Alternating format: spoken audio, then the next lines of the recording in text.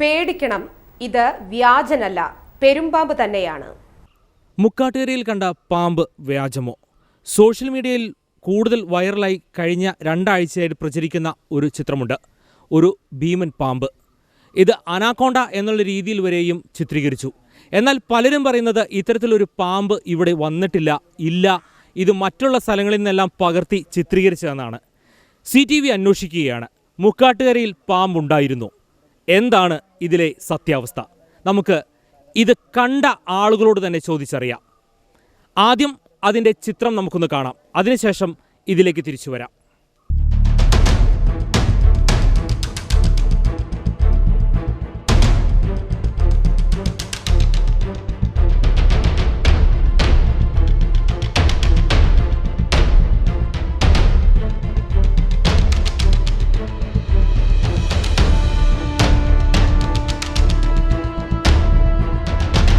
മുക്കാട്ടുകരയിൽ പെരുമ്പാമ്പ് മരത്തിൽ ചുറ്റിക്കിടക്കുന്നത് വാട്സാപ്പിലും ഫേസ്ബുക്കിലും പ്രചരിച്ചത് അനാക്കോണ്ട എന്ന ഇനത്തിൽപ്പെട്ട പാമ്പാണെന്ന് അതിന്റെ വീഡിയോ ദൃശ്യം എടുത്തവർ അവകാശപ്പെട്ടില്ല.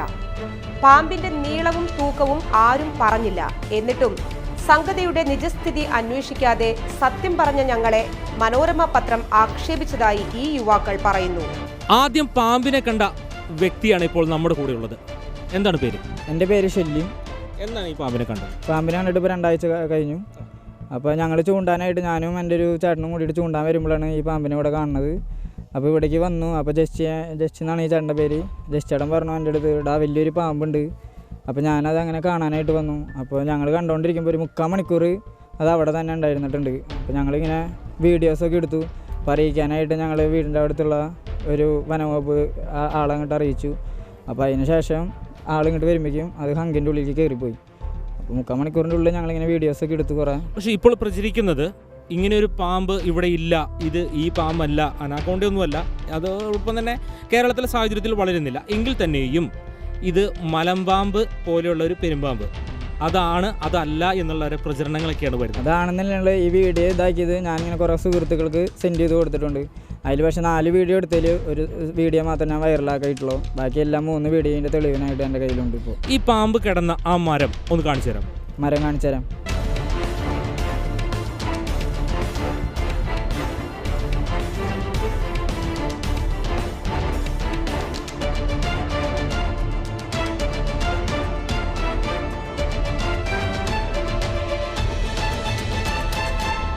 ഇവിടെയാണോ പാമ്പിനെ കണ്ടത്?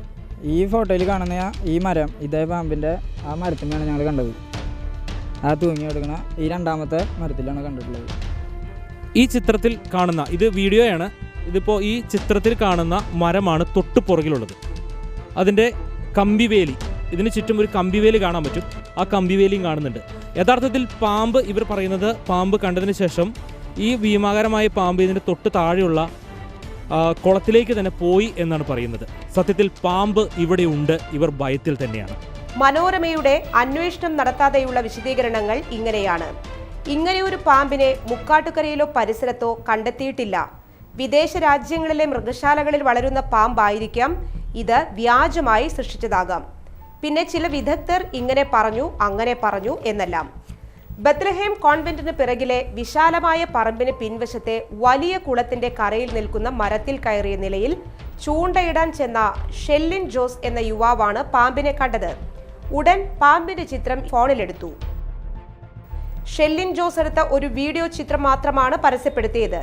ബാക്കി 4 വീഡിയോ കൂടി എല്ലാവരുടെയും അറിവിലേക്കായി ഞങ്ങൾ പരസ്യപ്പെടുത്തുന്നു.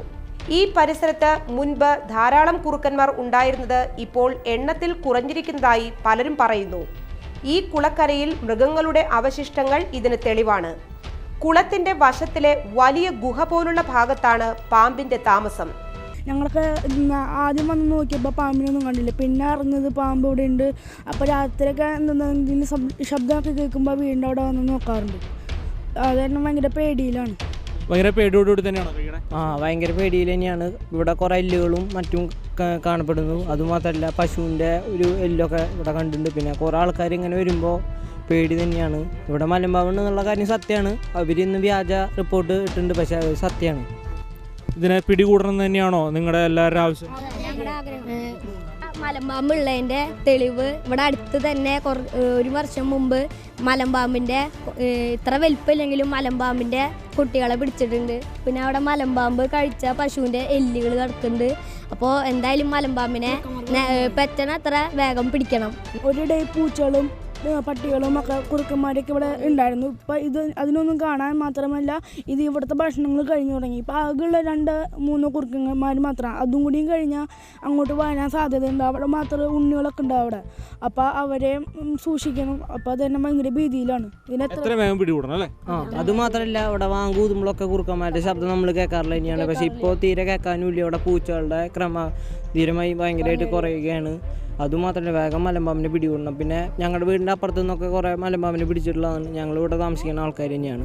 മലമ്പാമ്പിനെ കുറേ പിടിച്ചിട്ടുള്ളത് തന്നെയാണ്.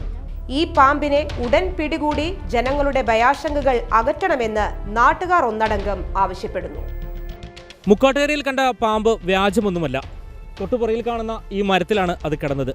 അതുകൊണ്ട് തന്നെ പരിസരവാസികളടക്കം എല്ലാവരും ഭീതിയിലാണ്. എത്രയും വേഗം ഈ പാമ്പിനെ പിടികൂടണം എന്ന് തന്നെയാണ് നാട്ടുകാരുടെ ആവശ്യം. വ്യാജമായതൊന്നും പോസ്റ്റ് ചെയ്യുവാൻ ഈ നാട്ടുകാർക്കറിയില്ല. അവർ പറയുന്നത് സത്യമാണെന്നാണ്. ആ സത്യം സത്യം തന്നെയാവട്ടെ. ക്യാമറമാൻ ലിജീഷിനോടൊപ്പം ജോബി ജോൺ, CTV ന്യൂസ്.